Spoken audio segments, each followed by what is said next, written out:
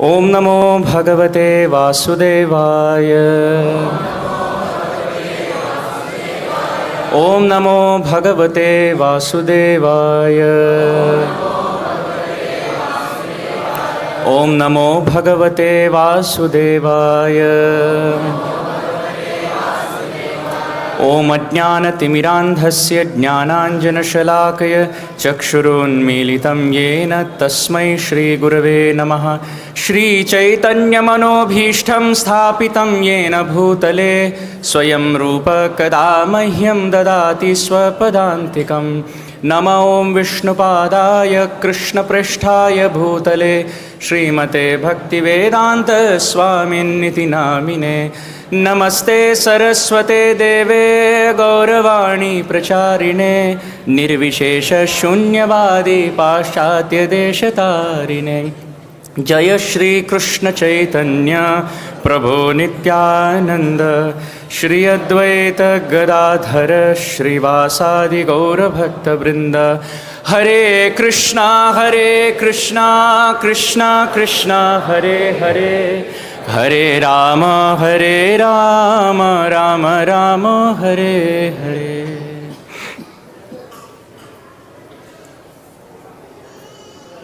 Hare Krishna. So this morning we are reading from the 10th canto of Srimad Bhagavatam, chapter 47, entitled The Song of the Bee, text 61.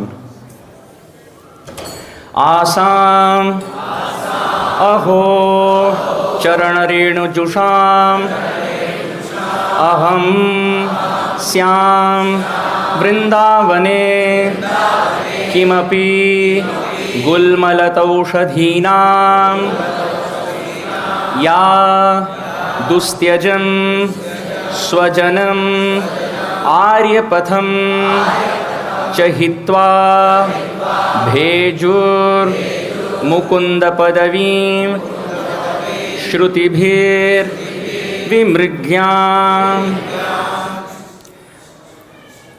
आसामहो चरणरेणुजुषामहं स्याम् वृंदावने किमपि गुल्मलतौषधीनाम्।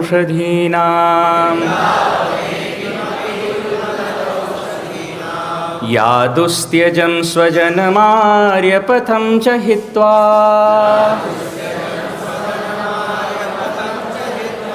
भेजोर्मुकुन्द पदवीं श्रुतिभिर्विमृग्याम्। आसामहो चरणरेणुजुषामहं स्याम् वृन्दावने किमपि गुल्मलतौषधीनाम्।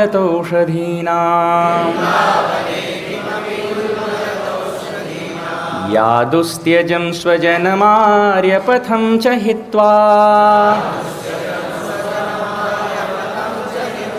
भेजोर्मुकुंद पदवीं श्रुतिभिर्विमृग्याम्।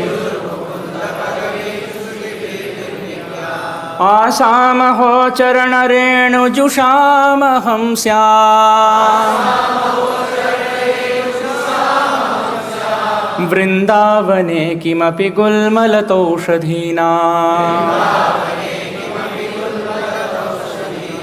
या दुस्त्यजं स्वजनमार्यपथं च हित्वा भेजोर्मुकुंद पदवीं श्रुतिभिर्विमृग्याम्।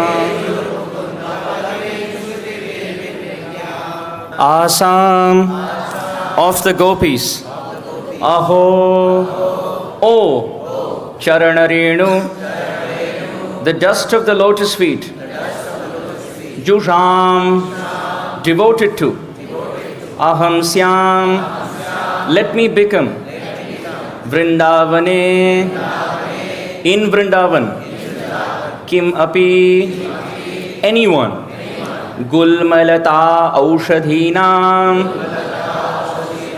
among bushes, creepers and herbs. Ya, they who, Dustyajam, very difficult to give up. Swajanam, family members. Aryapatham, the path of chastity. Cha, and hitva, giving up. Bhejuhu, worshipped. Mukunda padavim, the lotus feet of Mukunda. Krishna. Shrutibihi, by the Vedas. Vimrigyam, to be searched for.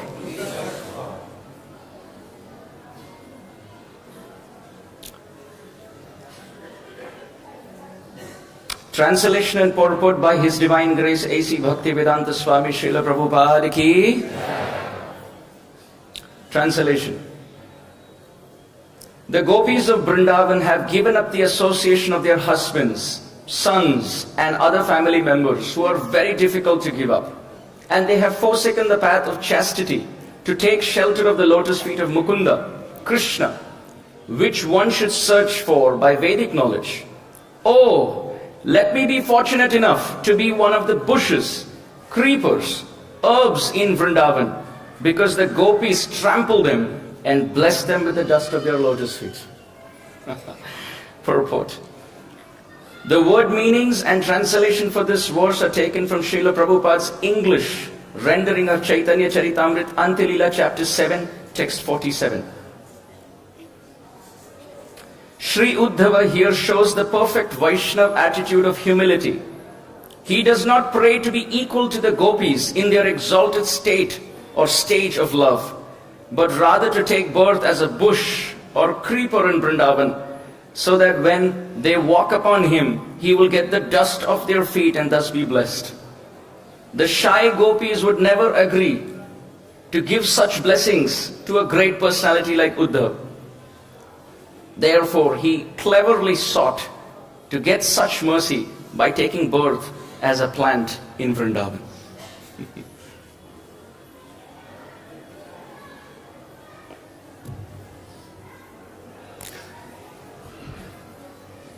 Before I begin, I prostrate myself at the lotus feet of all the assembled senior Vaishnavas and Vaishnavis who are present here. Actually, it's very true that the different exalted Vaishnavas who are sitting here, I have had the good fortune of hearing Hari Katha from all of you. So today, it is like the blabbering of a child in the presence of their parents. So whatever mistakes I may make, you please kindly forgive me. Maharaj, Prabhu,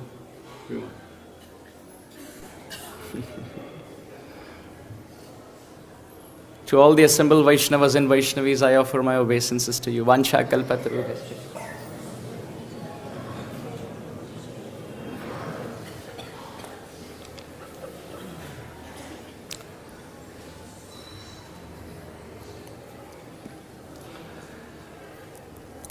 This morning we are hearing from the continued description of the prayers of Uddhava at the lotus feet of the gopis in Vrindavan.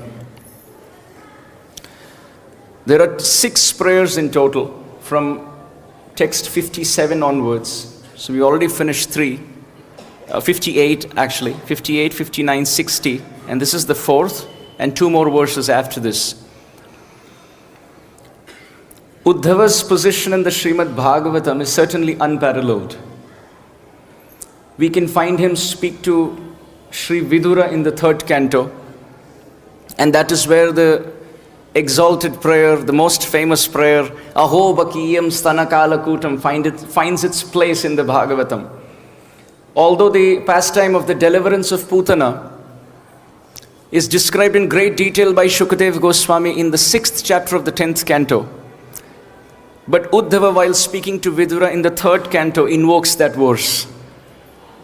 And it's a very beautiful, beautiful verse, glorifying the compassion of Krishna. How Krishna is ready to give the eternal abode to someone who came to murder him. Who else is more merciful, whose lotus feet is worthy of taking shelter, especially for Vaishnavas who are favorably approaching his lotus feet. So we can find Uddhava's position in the 3rd canto. Then we can see Uddhava's position in the 11th canto, very specifically where Krishna is speaking the Uddhava Gita to Uddhava. Just like Krishna spoke the Bhagavad Gita to Arjuna, we can find the extended version of that in the Uddhava Gita, many chapters spanning in the 11th canto. And there's just prior Krishna's departure from this world. So it's quite fascinating. Krishna gives his last set of instructions to his dearmost friend, his cousin, his brother, his devotee, and a dear associate called Uddhava. However, whenever Uddhava is remembered in the Gaudiya Vaishnava tradition, it is more for his position in the 10th canto. In the 10th canto, we find how Uddhava was sent by Krishna to Vrindavan to pacify his dear devotees, namely his parents. Gacchodava vraja saumya pitru no pritimavaha gopinam mat viyogadin mat sandeshai vimochaya. Krishna instructs Uddhava, please go to Vrindavan and pacify my parents. But he doesn't say go and pacify the gopis. He says gopinam mat viyogadin mat sandeshaihi vimochaya. Now mat means possessiveness, mamata. Krishna, when he invokes the names of his parents, he says our parents, Uddhava. Please go and pacify our parents. Gacchodava braja saumya pitru no pritimavaha. Our parents, please pacify them. And of course our acharyas go into great detail as to how Krishna wants Uddhava to pacify his parents as if they were Uddhava's parents. Or Krishna knows the love of Nanda and Yashoda, how they are so merciful and kind, that they are lovely parents to everyone, not just Krishna and Balaram. So our parents, Uddhava. But however, when he talks about the gopis, Krishna says, Gopina mat viyogadin. Those gopis of mine who are burning in the fire of separation from me, please vimochaya, please free them from this problem. Mat sandeshaihi, on the power of my messages. Which means, Uddhava, please don't add or subtract to anything that I'm giving you. And mat sandeshaihi, it's used in the plural sense. Although Krishna gave only one message, one letter, one set of conversational dialogue. However, he uses the plural sense, and the interpretation to that is, Uddhava, just read this message. If the gopis are not pacified, read this message again. But please don't add or subtract anything to this message. Now, as Uddhava enters Vrindavan, Srila Jiva Goswami writes, the word Uddhav means a festivity of joy. And Srila Jiva Goswami, in his celebrated Gopal Champu, he writes that Vrindavan is a place of festivity. He wanted Uddhava to participate in that festivity of the explosion of transcendental love. However, from another perspective, the gopis are crying and weeping in the pangs of separation. O Uddhava, may you become the festivity of joy by giving them messages about me. So in the 10th canto, in this section, Uddhava has heard from the gopis, headed by Srimati Radharani, on the most exalted position of Vrindavan. So Uddhava came as if he was going to be the facilitator, he's going to be the speaker, the teacher to the gopis. But all glories to this land of divine ecstatic love, that Uddhava, who is the disciple of Brihaspati, ended up becoming the student of the gopis. Srila Vishwanath Chakravarti Thakur, he writes, whenever we respect somebody, we naturally have this desire to touch their lotus feet. We have this desire to take dust from their lotus feet on our head. That's how children do in the ancient traditional culture to their parents and to every senior citizen, or even according to age, those who are elder. That's how disciples respect reverentially their spiritual master. And here Uddhava desires, Srila Vishwanath Chakravarti Thakur says, Vanchanti yad bhavabhiyo munayo vayamcha. He desires that I wish I can have the love of the gopis. However, very quickly after that, Srila Chakravarti Pad writes in his commentary, Uddhava tells himself, what did I just pronounce? Did I say that I want the love of the gopis? No.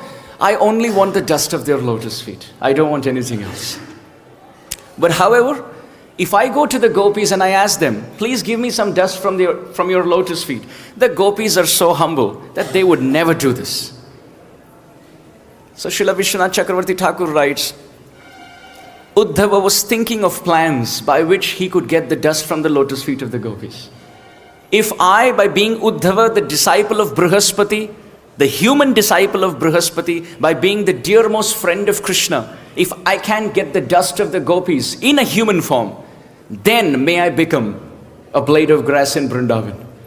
So that when the gopis are running pillar post, helter-skelter, hither-thither from one place to another, completely mesmerized, attracted, hypnotized by Krishna's names, forms, qualities and pastimes, even in the middle of the night, Kim Brahma Janma Bhir Ananta Katharasasya. Just a couple of verses before this, Sri Uddhava, he glorifies Krishna as Ananta.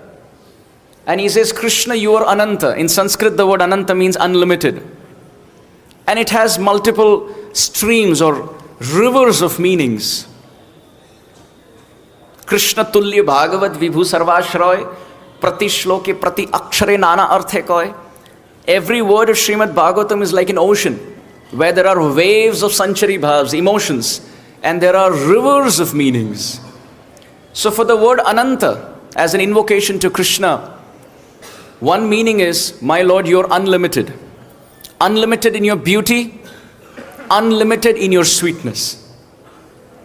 Another meaning is, Ananta Katharasasya, my Lord, unlimited devotees in unlimited facets and different angles of vision. They have unlimited ways to glorify you. Or, I bow down to that pastime of yours, the Rasa Leela, where you took unlimited forms. Ananta. So, Ananta Katharasasya. Uddhava is glorifying the gopis, who in the Rasa Leela ran in the middle of the night, without having any consideration of the shackles of family life, of the codes of social conduct, of what the scriptures are saying, or what others would say, what the tradition talks about, what would people talk about this event culturally, without any consideration. Sarva dharman parityajya mam ekam sharanam braja. Because the gopis ran in the middle of the night, Uddhava says, while they're running, the gopis are not thinking whether we are on the right path or the wrong path, whether we are stepping on the stones or whether we are stepping on herbs or on grass or on thorns or on creepers or on shrubs or on bushes. Uddhava is saying, may I become one blade of grass. May I become one creeper. May I become a little shrub. May I become a little shoot. A little shoot. Just a little growth, somewhere connected to the dust of Vrindavan, so that the gopis, without any hesitation, they will trample over me, run over me, and as they're crying and weeping in separation from Krishna, may some dust particles from their lotus feet decorate my head, which at the moment, even if I beg with 1,000,000 mouths, they would never give me. How exalted is Uddhava's position? Srila Shukdev Goswami, in the 2nd chapter of the 3rd canto, he describes that Uddhava, right from his childhood, was God intoxicated. He had a deity made of Krishna out of mud, and all his toys were Krishna conscious toys, like many children have in the present generation. Actually, what children have in the present generation is a stimulant to remember Uddhava's standpoint. Right from his childhood, he would spend hours and hours and days crying and weeping, just worshipping that deity form of Krishna. He would sing for him. He would dance in front of him. He would feed him prasad, he would talk to him, he would circumambulate him, he would dress him, he would bathe him, and completely think about that form of Krishna. His mother would call him for lunch, his friends would call him to play, but Uddhava was completely oblivious. Being the cousin of Krishna, being the best friend of Krishna, being the best servant of Krishna, the eternal associate of Krishna, Uddhava had the same complexion as that of Krishna. Bluish black complexion, rain-filled monsoon cloud complexion of Krishna. Bluish black completely. So much so that when Uddhava came to Vrindavan, the residents of Vrindavan were struck with joy and shock. Are you actually seeing what I am seeing? I think so. I think it's our Krishna who has returned. Srila Shukdev Goswami describes so many devotees in the Srimad Bhagavatam. But when he describes Uddhava, he says he is Haridas. He's one of the finest servants of Hari. Srila Rupa Goswami has written a whole book called Uddhav Sandesh. How amazing. Confirmation. So many poets, so many Vaishnavas, especially in the Vrindavan tradition, in the Braj culture, have written books and songs glorifying Uddhav. The very exalted Netrahin Surdas, the descendant of Sripad Vallabhacharya, who lived for 73 years on the banks of Chandra Sarovar at Govardhan, he wrote songs after songs glorifying Uddhav's touch and presence in Vrindavan. In these set of prayers, he starts off by saying Asam. He doesn't say the gopis. And the adjective he uses is Dustyajam Swajanam Aryapatam Chahitva. Those gopis who gave up all attraction to family life. The word Swajanam means family relatives, family members. And Aryapatham means the cultural tradition of moral conduct, what the scriptures say and what society says as far as tradition is concerned. The gopis, Swajanam and Aryapatham, they gave up both. They gave up all attraction to their family, all responsibilities to their family, and being completely oblivious to all traditions and cultural and moral and ethical behavior of society. They broke everything only to attain the lotus feet of Krishna. Actually, it is quite fascinating. In this regard, Srila Rupa Goswami Pad has written a very beautiful verse which I would like to read. Please everyone chant. Bhramati bhavana garbhe nirnimittam hasanti prathayati tava varta chetana chetaneshu lutati cha bhuvi radha kampitangi murare vishama viraha khedod gari vibhranta chitta. Srila Rupa Goswami Pad has written the glories of Srimati Radharani's affection and transcendental ecstatic love. Rupa Goswami Pad is writing, and these are words of Uddhava to Krishna through the pen of Rupa Goswami. O dear Krishna, Bhramati bhavana garbhe nirnimittam hasanti. O Krishna, I would like to tell you the state of Srimati Radharani that I saw in Vrindavan in your absence. Bhramati bhavana garbhe, she keeps wandering from one direction to another. And nirnimittam hasanti, and without any cause, without any reason, she starts to smile and sometimes even laugh aloud. And the very next moment, prathayati tava varta chetana chetaneshu. She starts speaking about you, Krishna, and asking questions about you to people who are alive and even things which are inanimate. Chetana, achetana. Moving, non-moving. Living, non-living. Animate, inanimate. Prathayati tava varta. O Krishna, Srimati Radharani is speaking about you, asking and inquiring about you to people who are breathing and even things which don't move and which are inanimate. Of course, we understand in Vrindavan, ultimately everything is animate and transcendental. But this is Leela Vichar. And then, Lutati cha bhuvi radha. And sometimes she's rolling on the ground. And kampitangi murare. O Murari, O Krishna, in separation from you, she's trembling and horripilating and tears are shooting from her eyes. And she's rolling on the ground. And Vishama viraha khedo gari vibranta chitta. With a bewildered, agitated heart, she is bitten by this snake with the poison of separation from your lotus feet. And in this state, Srimati Radharani is drowning in the ocean of the pangs of separation. So how can even the name of the gopis come on the tongue? Because the tradition is that we never name, we don't directly utter the name of our spiritual master and our superiors without an honorific prefix like His Holiness, etc. His Divine Grace.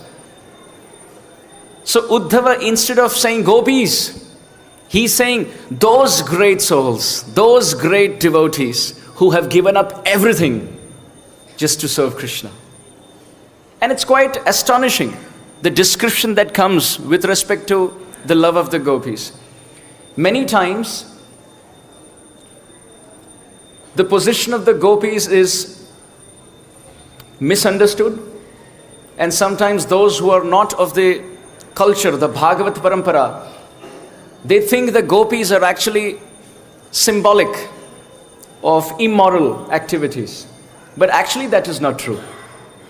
The gopis are the highest example of renunciation. Even in this world, when someone gives up their family, gives up all connection to this world, and gives up every possible material attraction and takes up sannyas, the whole world bows down to their lotus feet because of their vow of renunciation. Then what to speak of the gopis, who are actually the Adi Guru for the sampradaya of sannyas? They gave up everything. While being in feminine bodies, they gave up everything, all attraction, all attachment. And completely drawn by the flute sound of Krishna, they were only attracted to the lotus feet of Krishna. Actually, Srila Rupa Goswami, in another place, he has written that the love of Srimati Radharani for Krishna is like a lion, very ferocious lion. And every possible obstacle that comes in the life of Srimati Radharani is like a mighty elephant. Now, of course, on our altar we see Shri Radha Shyamasundar together, always. But in Vrindavan, it's not so easy for them to meet and perform pastimes. That's why they have the Leela Shakti, Brinda Devi, Purnamasi Devi, who's arranging everything. Sometimes it is Jatila and Kutila who keep Srimati Radharani at home. And sometimes if she's able to get out of her place, then there's a Vipaksha, there's an opposite camp of Chandravali. How many obstacles? Jatila and Kutila at home, and as soon as she steps out, then it is Chandravali outside. And not just that, sometimes no Chandravali, no Jatila, Kutila, but what to do? Krishna is in Mathura. Or sometimes Krishna is in Vrindavan. Jatila, Kutila are tricked. Chandravali's camp is tricked. Krishna is in Vrindavan, but what to do? He's gone far away to Govardhan. So sometimes it is Jatila and Kutila at home, sometimes it is Chandravali outside, it is sometimes Krishna who's gone to a different place, or sometimes Sudur Pravas, as Rupa Goswami says, outside Vrindavan to Mathura or Dwarka. Or let's say if everything is fine, then Radharani's parrots, they find Krishna in some other kunj. Or if everything is perfect and they are able to meet, then it is Srimati Radharani's man, sulking anger which comes between them. And in this way, Rupa Goswami says, each one of these obstacles are like mighty elephants. But Radharani's love is like a ferocious lion. And what happens when a lion encounters an elephant? The elephant is beaten down. The lion eats up the elephant and only gets stronger in strength. So Srila Rupa Goswami Pad has said, the love of the gopis is like this. It is like a mighty lion which eats up every possible elephant-like obstacle, beats down the obstacle and only gets stronger and stronger with the desire to serve Krishna forever. But at the same time, if we just flip the example, then metaphorically we can say, the love of the gopis is as mighty as an elephant. And the shackles of family life, they are like the iron shackles to the feet of an elephant.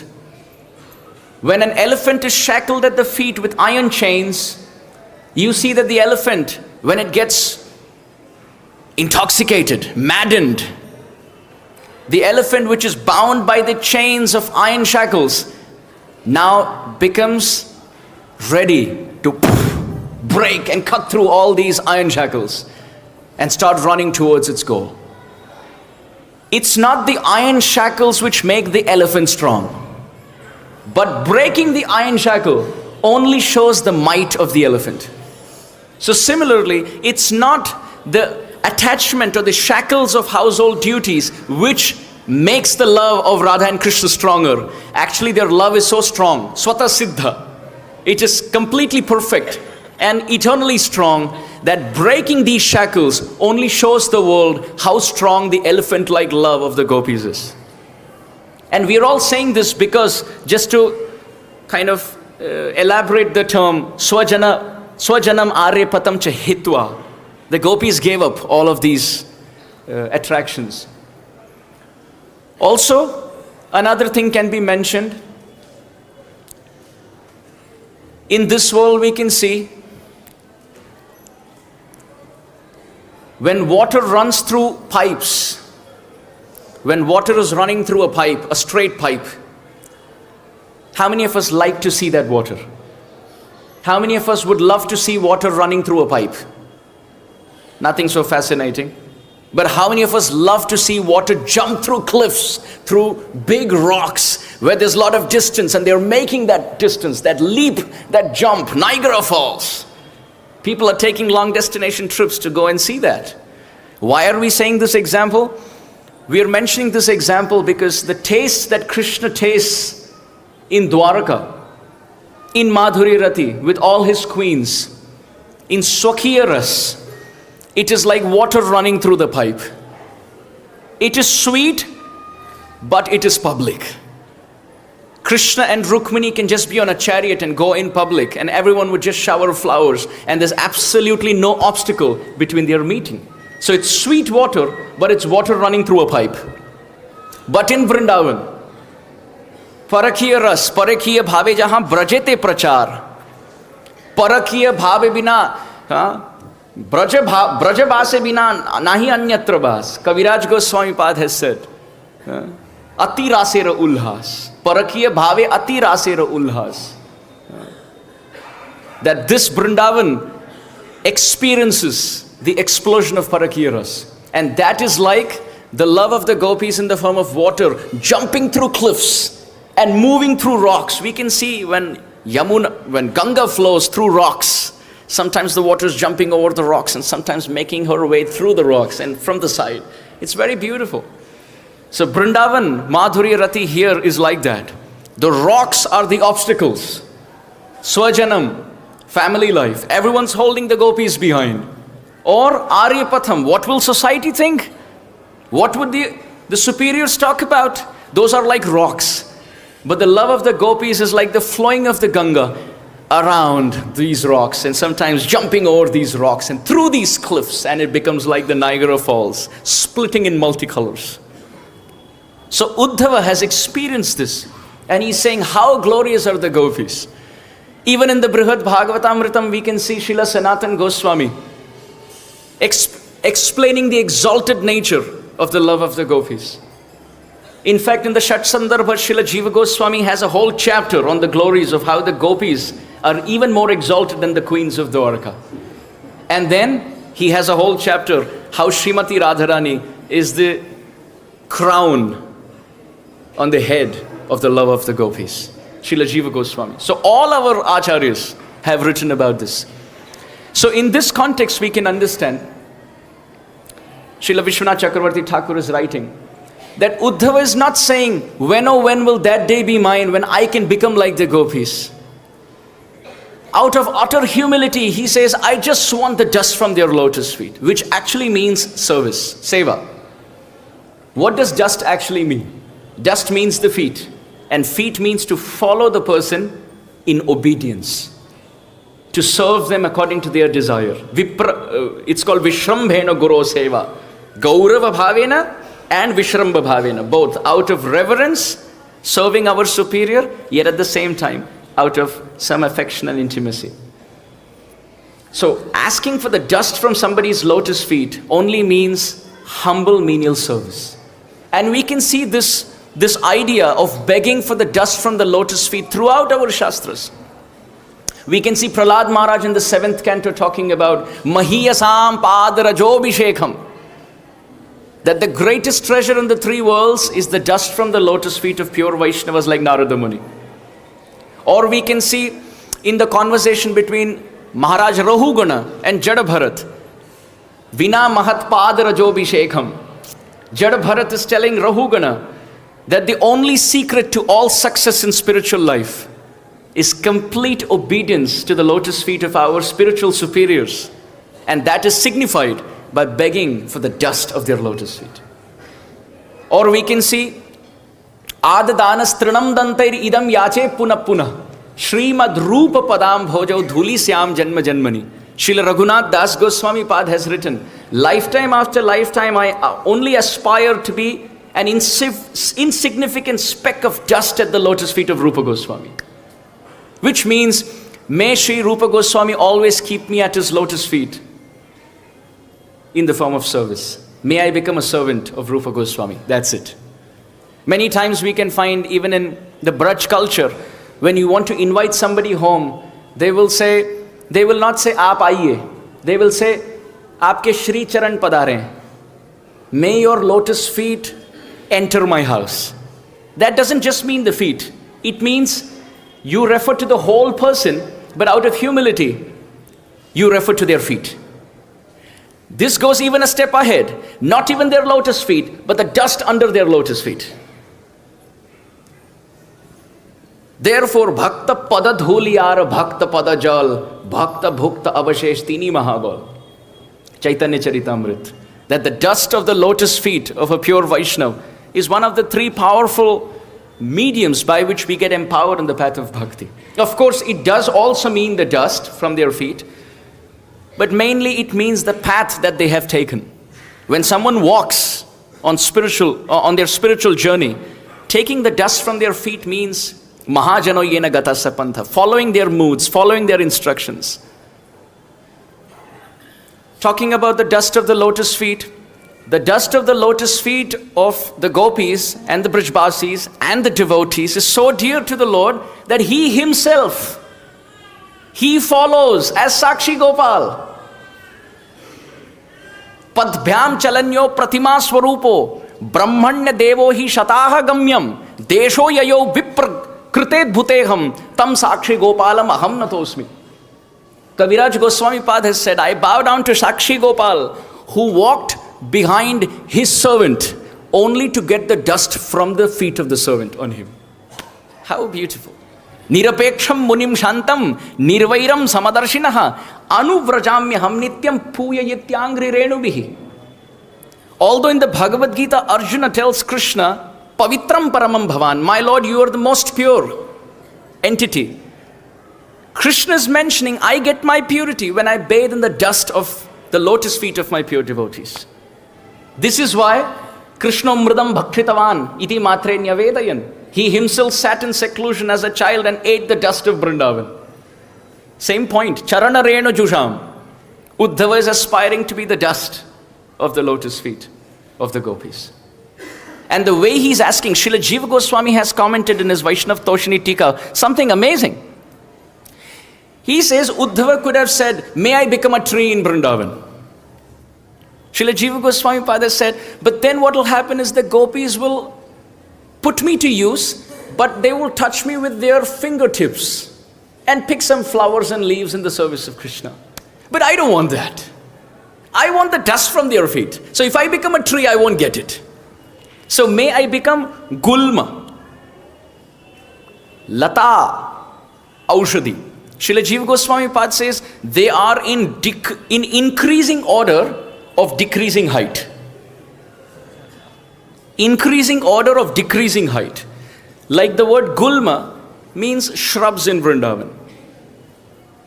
So Uddhava says, may I become a shrub? Then he says, wait a minute. Lata, may I become a creeper? No, wait a minute. Aushadhi, may I just become a little herb somewhere? So shrub is taller, then comes a creeper, then comes a little shoot, a little herb somewhere.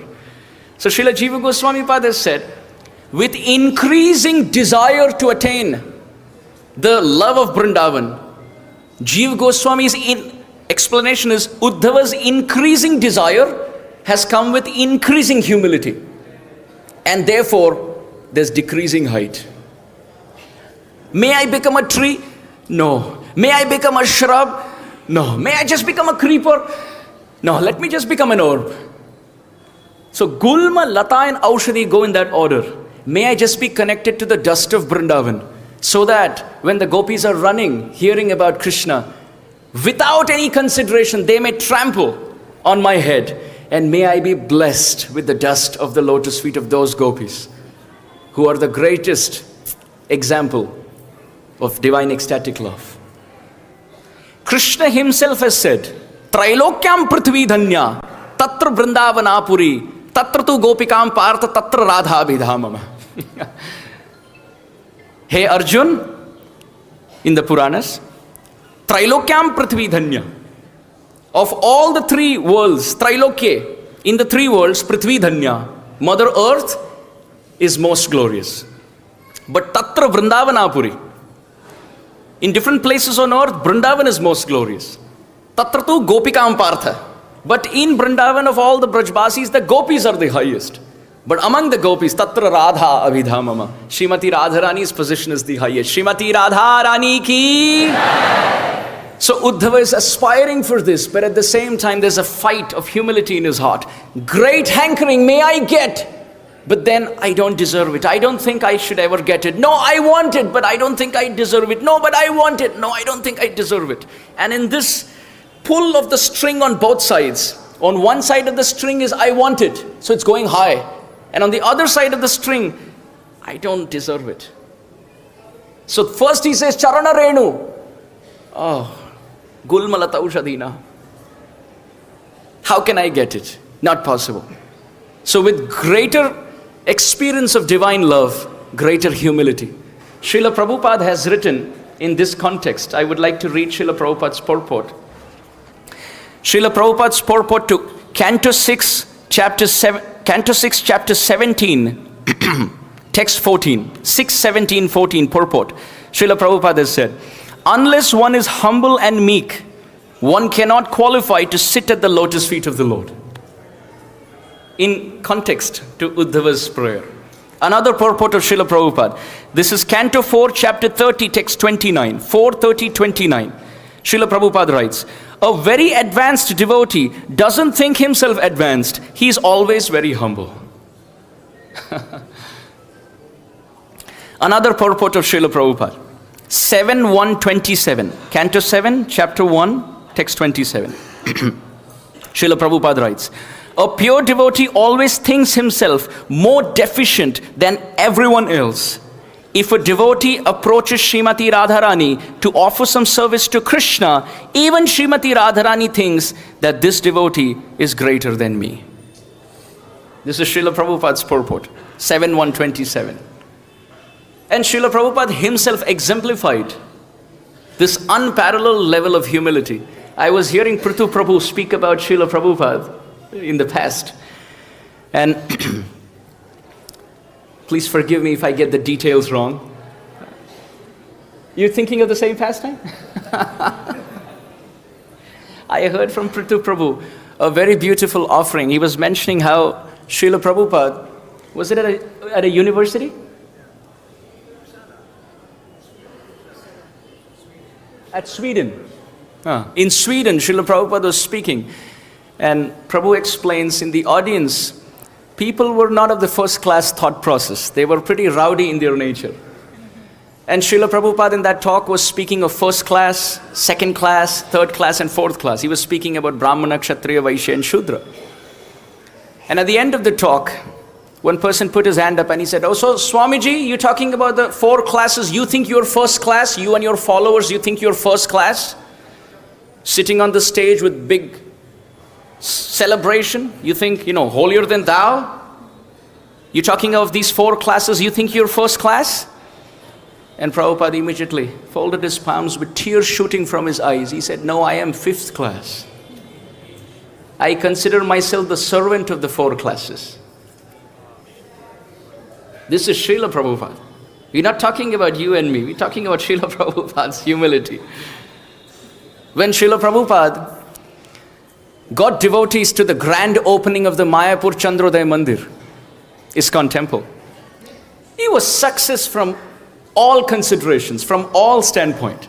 Think of a sadhu from Calcutta, living at Radha Damodar, getting on a cargo ship, going to America, preaching far and wide on the power of the instruction of Srila Bhaktisiddhanta Saraswati Thakur and the power of his unconditional surrender to the holy name of Krishna, makes the whole world Krishna conscious and brings all of them to Mayapur. This is the ultimate success for any preacher. And there in the grand opening, one disciple of Srila Prabhupada was sharing this. Prabhupada sat on the Vyasasana and he said, "Actually, it is a fact that I am not qualified to lead any of you." And there was dead silence. What? Did you just hear what I heard? Yes, I heard the same thing. Did Srila Prabhupada actually say that? And Srila Prabhupada said, "It is a fact. I don't think I'm qualified to be the leader or to lead any of you." And then Srila Prabhupada said, "All of you have been in touch with Mahaprabhu's Sankirtan mission in your past lives. And therefore Chaitanya Mahaprabhu planted you in different parts of the world. It is your credit. I have no qualification to lead any of you." Charanarena Jusha Mahamsya.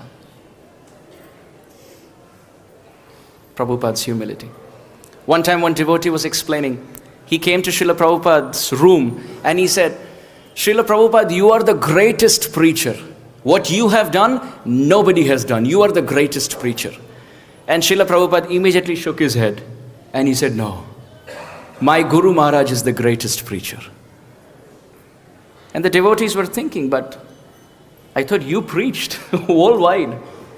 And Srila Prabhupada immediately looked and he said, "Actually, I tried in India, but I could not succeed.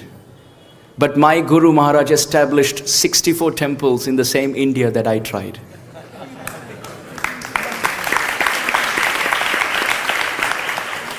And then Srila Prabhupada said, "Whatever we could do around the world is because of airplanes.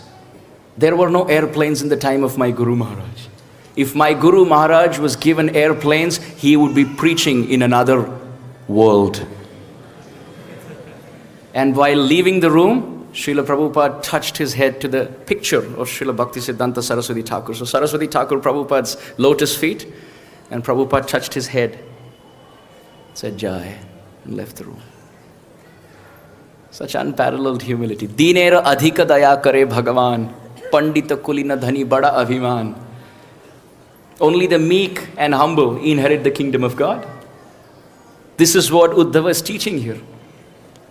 And to conclude, I would like to just mention one thing. He mentions Vrindavan. He says, "In this land of Vrindavan, kimapi, may I become anything. Either may I become a shrub, may I become a creeper, may I become a herb, or may I become any insect even between them. But I just need the dust on my head. Vrindavani. Anywhere in Vrindavan. Anything in Vrindavan." Srila Prabodhananda Saraswati. How could we talk about Vrindavan and not mention his name? Srila Prabodhananda Saraswati expresses his love for Vrindavan like never before. Srila Prabodhananda Saraswati says, "Kopi Syam, may I become any of these following. And he gives a big list. Kopi syam trina gulma padapa lata vallishu vrindavane. Kopi syam, may I become trina, may I become grass. Gulma, may I become a shrub. Padapa, may I become a tree. Lata, valli, may I become a creeper, a vine. Vrindavane. Not just that. Then he gives another set of list. But my Lord, if you make me a bird, bhasa shena kapota kokila bharadwajakya barhishwapi. Bhasa shena, make me an eagle. Make me a vulture. Make me an eagle. Make me a vulture. Kapota, make me a pigeon. Kokila, make me a cuckoo bird. Bharadwaja, make me a skylark. Barhishu, make me a peacock. But my Lord, if in my destiny I have to become an animal, so be it. Third line. Go, may I become a cow. Simha, may I become a lion. Dvipa, may I become an elephant. Khadga, may I become a rhinoceros. Shallaka, may I become a porcupine with thorns. Shasha, may I become a rabbit. Nyanku, may I become a deer. Dvirepa, may I become a bumblebee. I have given you a whole big list. Prabodhananda Saraswati is telling Krishna. Kopi syam trina gulma padapa lata vallishu vrindavane. Bhasa shena kapota kokila bharadwajakya barhishwapi. Go simha dvipa. Khadga, Shallaka, Shasha, Nyanku Dvirepadishu. Srimad Gokula Natha Manusha Janur Naham Puna Prarthaye.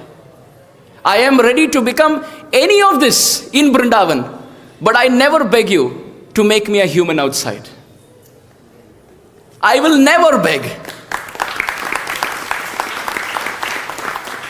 Prabodhananda Saraswati says, Srimad Gokula Nath, O Lord of Vrindavan, Manusha Janur Naham Puna Prarthaye. I will never make this mistake of begging to be a human being outside.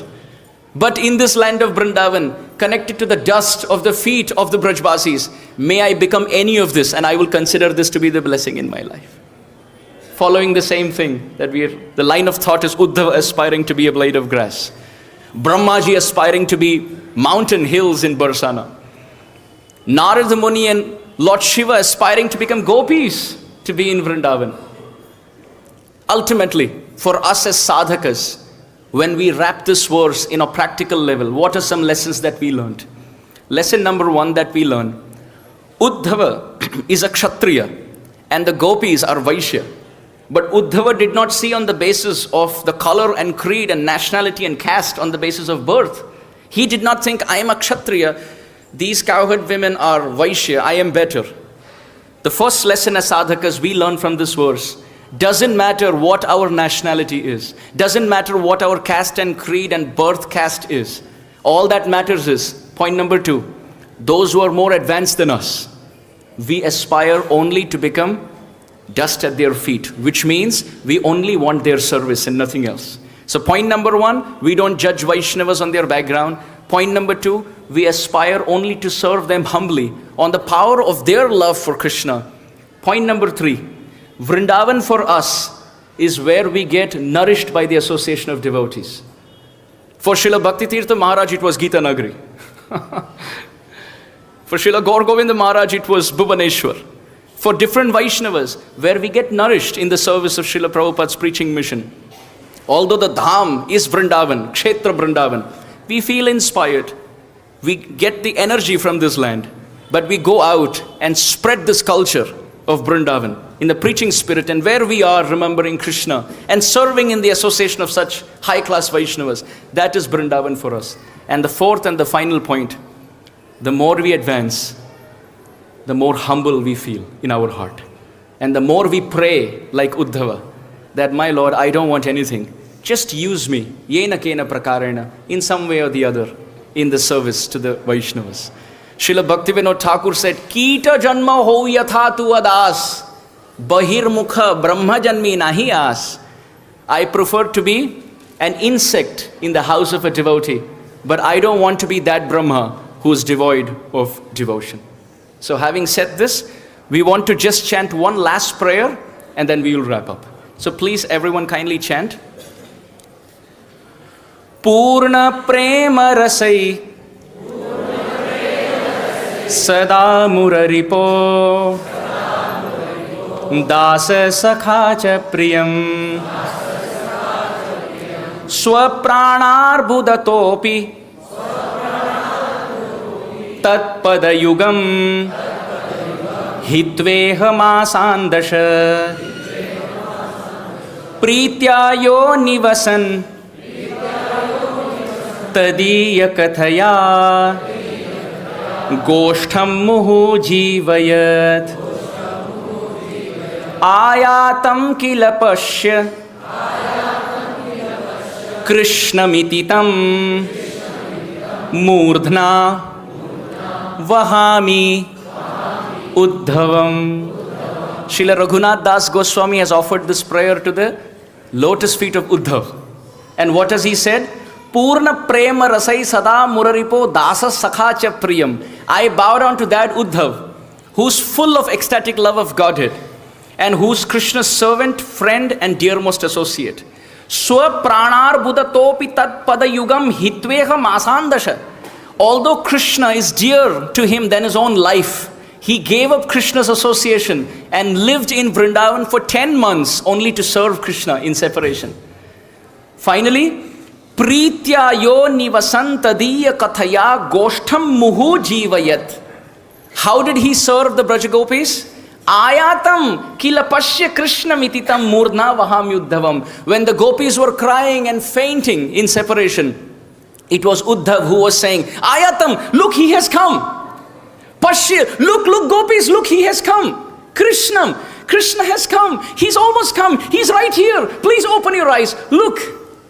Raghunath Das Goswami says, to that Uddhav who served the gopis and Krishna in Vrindavan, I hold the dust of Uddhav's head, or lotus feet, on my head. Raghunath Das Goswami is writing. Murdhna vahami Uddhavam. Uddhava aspires the dust of the lotus feet of the gopis. Das Goswami Pad is saying, I aspire for the dust from the lotus feet of that Uddhav who served Vrindavan in such an unparalleled manner. Grantraj Srimad Bhagavatam ki, Srila Prabhupada ki, Gaur Premanande.